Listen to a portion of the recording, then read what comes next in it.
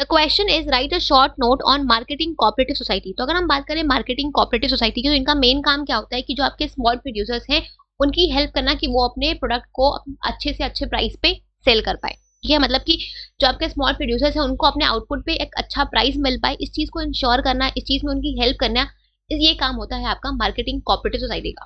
ठीक है, मतलब कि जनरली क्या होता है कि जो आपके स्मॉल प्रोड्यूसर्स होते हैं वो चीजों को स्मॉल क्वांटिटी में बनाते हैं, तो जब वो मार्केट में जाते हैं अपने आउटपुट को बेचने के लिए, तो वहां पे उनका एक्सप्लोइटेशन होता है। ठीक है, अब वो स्मॉल प्रोड्यूसर्स है, अब वो वहां पे अगर बेचेंगे नहीं अपने सामान को, तो फिर वो जाएंगे कहाँ? पता होता है कि अगर वो बेचेंगे तो फिर वो जाएंगे कहाँ पे? तो वहां पे जनरली जो आपके लोग होते हैं वो उनको एक्सप्लॉइट करते हैं। ठीक है, उनसे उनको मार्केट प्राइस से कम प्राइस पे उनकी चीजों को परचेज करते हैं, जो कि गलत है बेसिकली। तो यहाँ पे जो आपकी मार्केटिंग कोऑपरेटिव सोसाइटी है, ये इस चीज को इंश्योर करती है कि उनको उनके आउटपुट के लिए रीजनेबल प्राइस मिल पाए।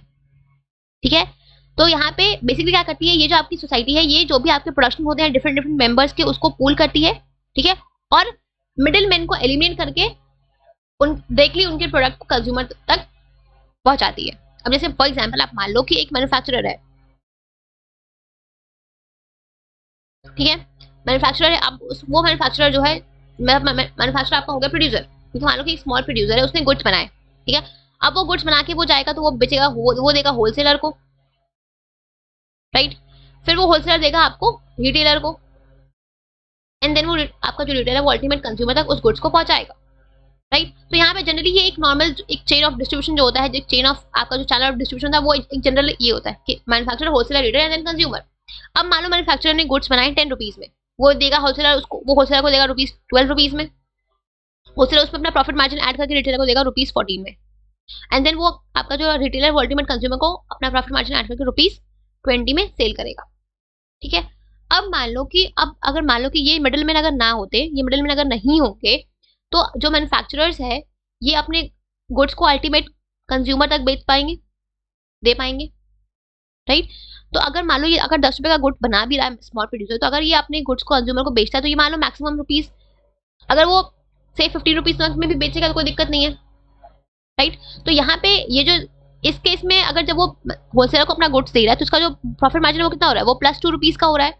बट यहाँ पे अगर वो डायरेक्टली कंज्यूमर को बेच रहा है, तो उसका प्रॉफिट मार्जिन कितना हो रहा है, +5 रुपीज का हो रहा है। या से अगर 14 में भी बेचे तो +3 या 4 रुपीज का हो रहा है ना।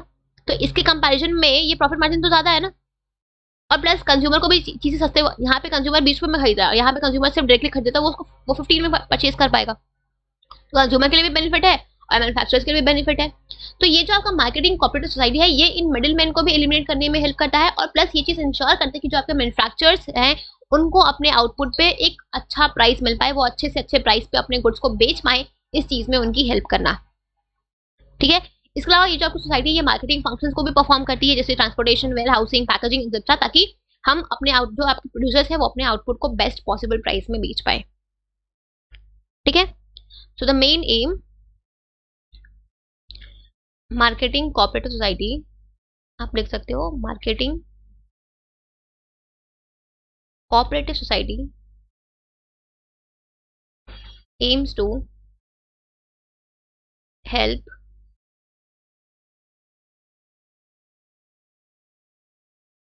their member producers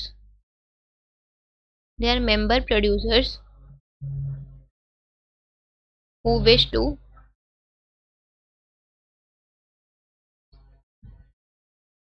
just wait who wish to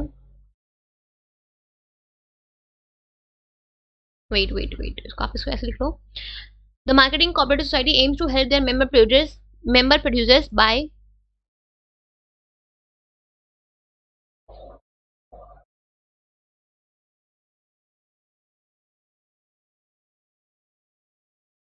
helping them